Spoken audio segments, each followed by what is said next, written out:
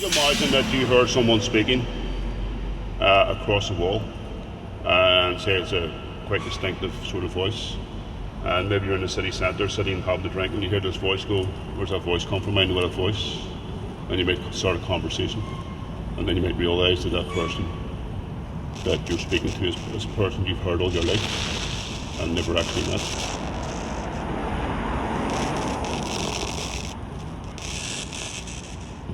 So it's not all from a Republican perspective or a loyalist perspective. There's people who are fluid in between all that there, and they have different experiences. You're getting two sides, but there isn't two sides. It's multiple faced.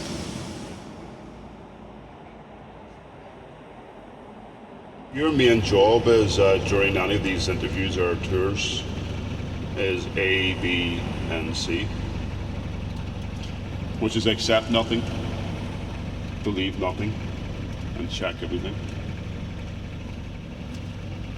Okay, you listen to the stories, but you must be able to form your own opinion by doing the research behind that there.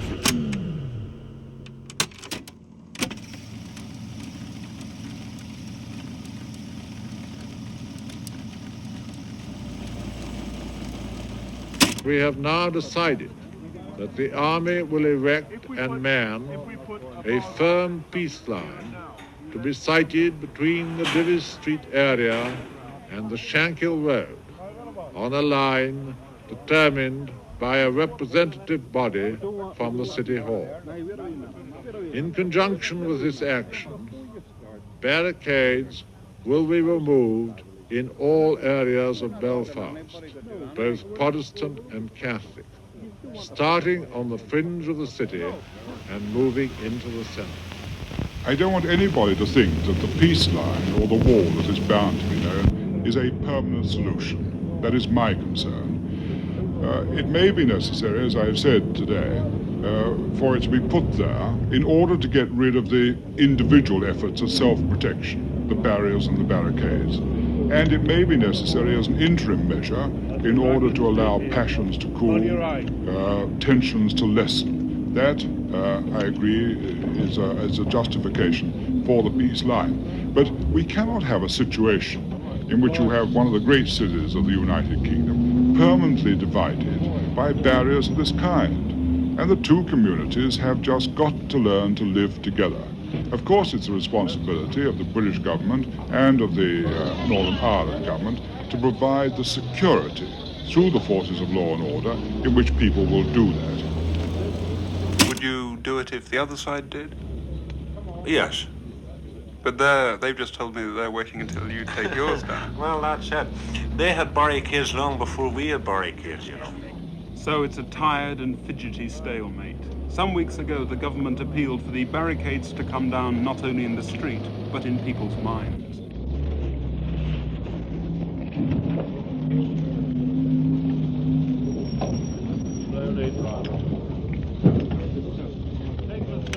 So there are actually vigilante patrols here at night? There are, yes, there are vigilante patrols in the district to see that everything goes smoothly, and which it does go smoothly in this district. As the rocks poured down, a woman appealed to the mobs to stop, or at least let the women and children escape. Please go back and let us get on to the front of the road. Please, we ask you. Our children have been hurt tonight very badly. Please go out, stop stalling, and let us get on to the front of the road. Please, we ask you. The army in all fired over 700 cartridges and about 60 grenades, and there's been some criticism from local councillors that this was a dangerously high concentration. And I think that in 1970 we've got to pledge ourselves either for peace or for war. Now, lout law wants war. I'm convinced that the vast majority of people in Northern Ireland want peace. They've got to be prepared to say something and do something about it during these critical months.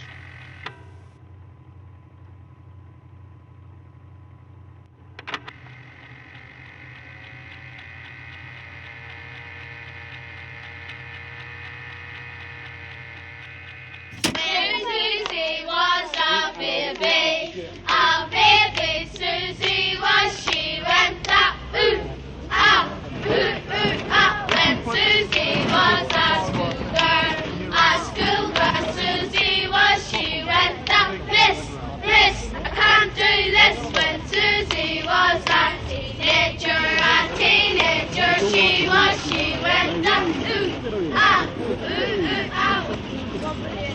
8, 7, 8, 4, 5, 8, 6, 8, 7.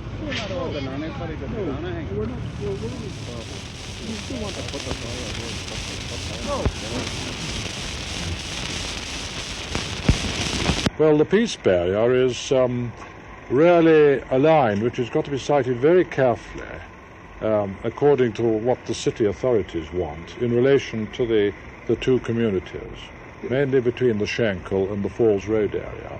Can you tell us sort of physically what form it will take? Oh, it'll be a very, very temporary affair with mainly barbed wire. People talk about permanent great Berlin walls. That's absolute nonsense, of course. We don't want to have anything like that in the middle of our city, do we?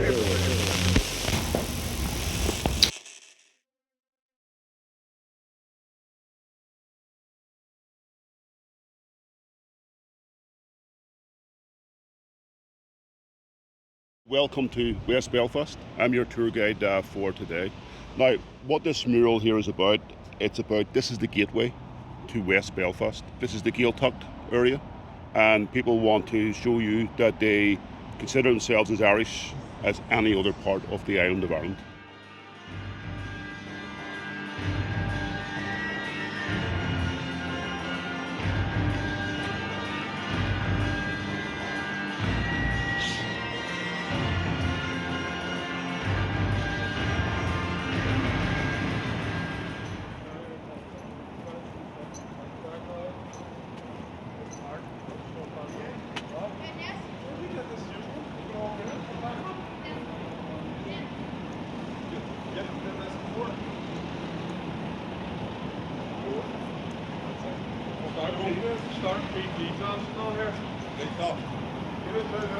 Yeah, got me offers from McLean this morning. What? Yeah. £5 grand.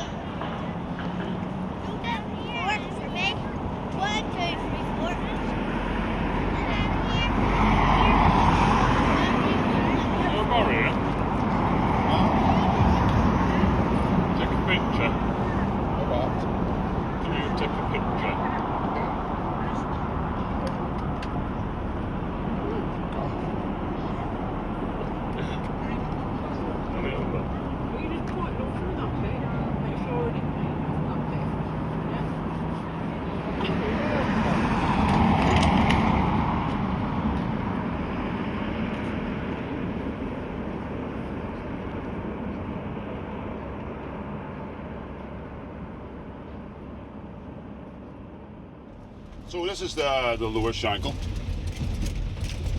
We talked on the other side, the dominant group over on the Republican side would be the IRA or the Provisional IRA. Where you have different groups here, have the UDA, the Ulster Defence Association, and the UFF, the Ulster Freedom Fighters. So those groups were set up here in the 70s to protect these areas from the threat that they seen from Republicans.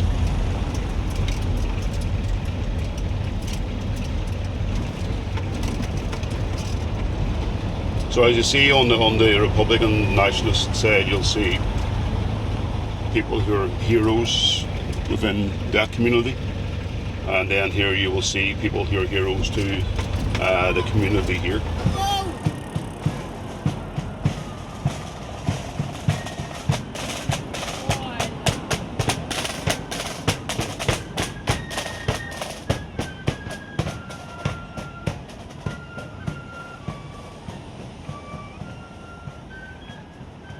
So to people in this area here, this is the land of the free because of the brave.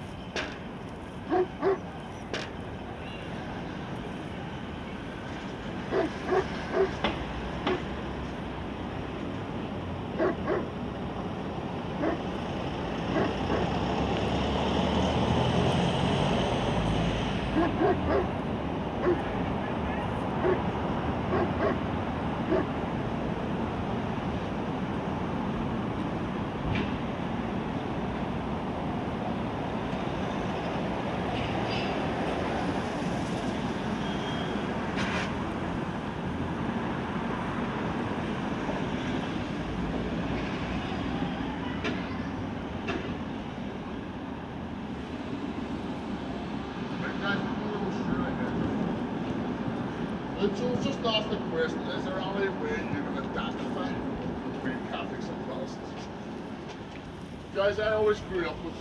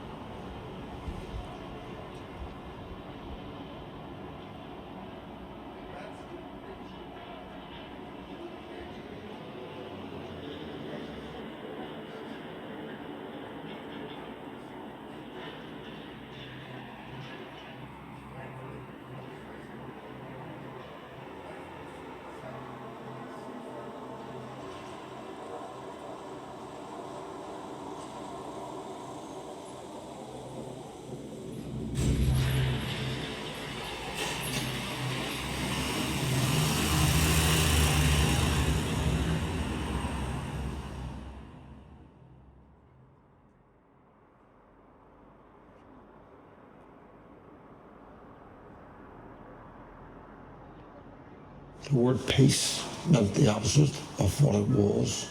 Peace walls, as we grew up, peace walls related to war walls. Most of the walls are called peace walls or interface walls. The walls are at the intersections or the interface where we will have a little bit of rivalry at times. So, as I say, things like that are embedded in your memory, for a lifetime. So, literally, the best way maybe to put it is, peace wall means death.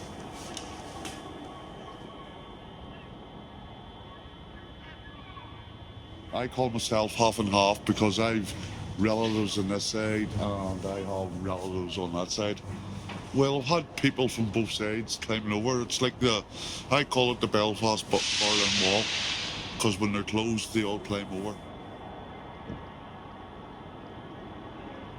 The first thing they tell you when you do a tour for the Falls Schinkel peace line is that it's twice as high as the Berlin Wall ever was. But to some extent, it's a community divider.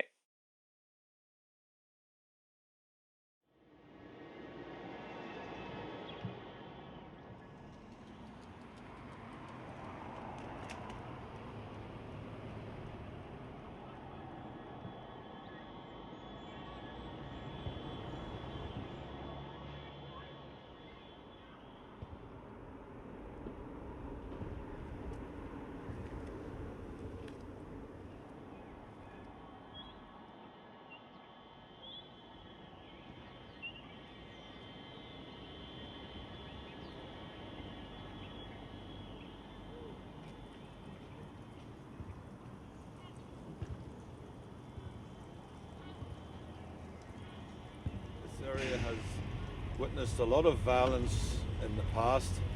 The fact that the peace line remains, I suppose, is evidence that there is still a lot of work to be done here. As I say, it's just one of many peace lines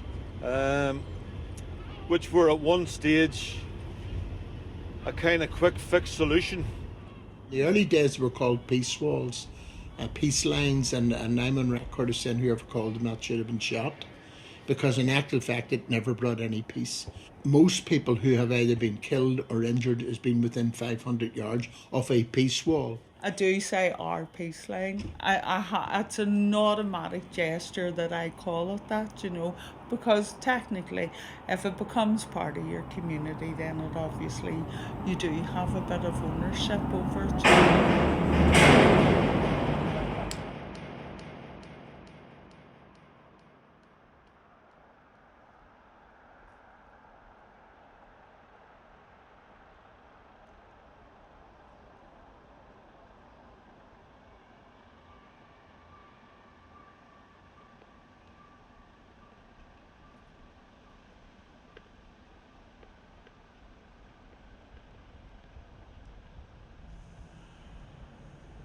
There's such quiet parts of town.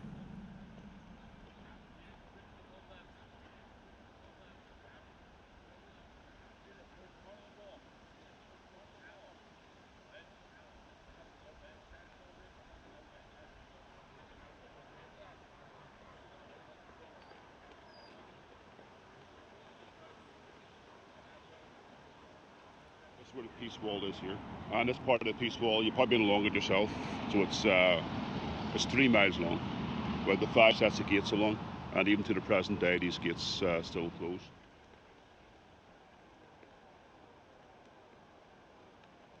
The best part of 17, 18 years, you just get to know them, you know, with the sounds, you know which gate's getting open, you know which gate's getting closed.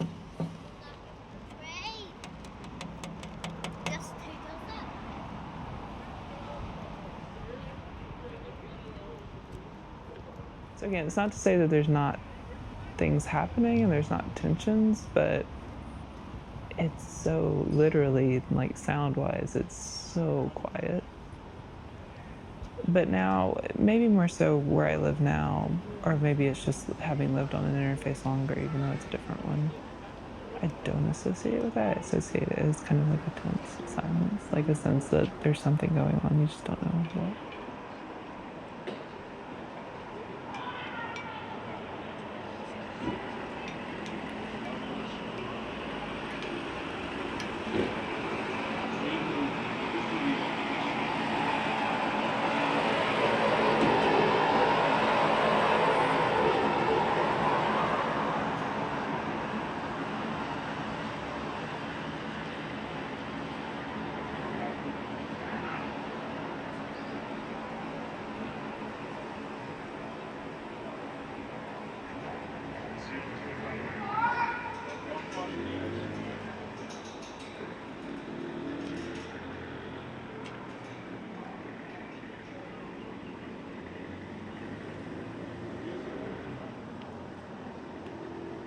You learned to distinguish the sounds of any explosive devices.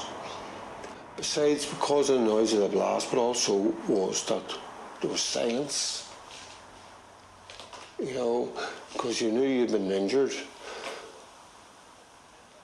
And so, like, the reason it was silence for me anyway was that you turned in on yourself, so you couldn't hear anything.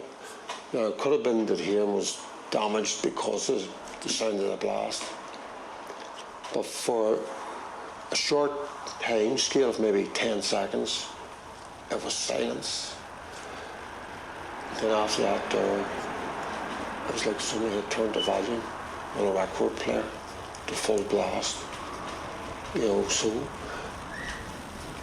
it was surreal to the fact that the initial thing was always silence. And it only lasted like maybe 10 seconds.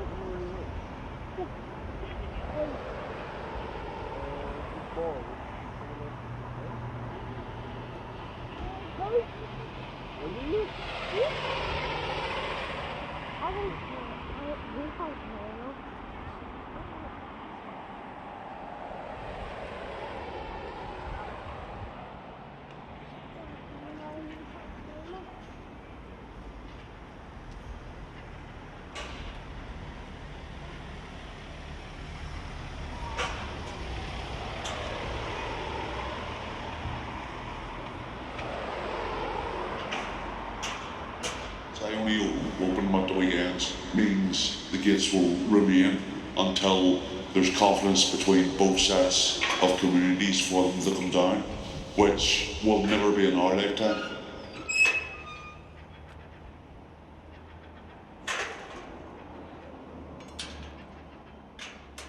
See, when you live in that period and you want to say who started this conflict, I can tell you right away who started it.